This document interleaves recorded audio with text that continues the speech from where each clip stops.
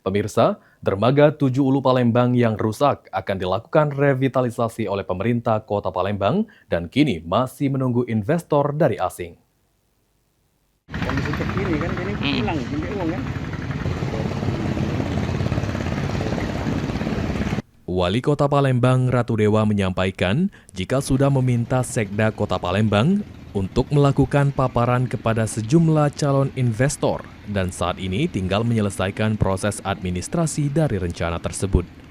Tidak hanya Kampung Kapitan, revitalisasi dermaga Tujuh Ulu juga akan dilakukan agar tidak terkesan terbengkalai.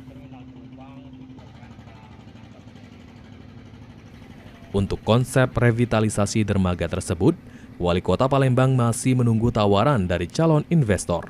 Namun diutamakan dermaga tersebut dapat difungsikan dan menambah destinasi wisata, salah satunya spot wisata kuliner. Ke dermaga yang kemarin saya minta dirapikan, setelah itu kita minta lagi paparan dari pihak investor.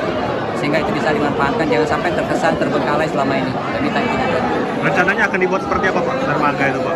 Tergantung nanti ya, tergantung dari tawaran dari pihak investor seperti apa. Sandi Pratama, PAL TV.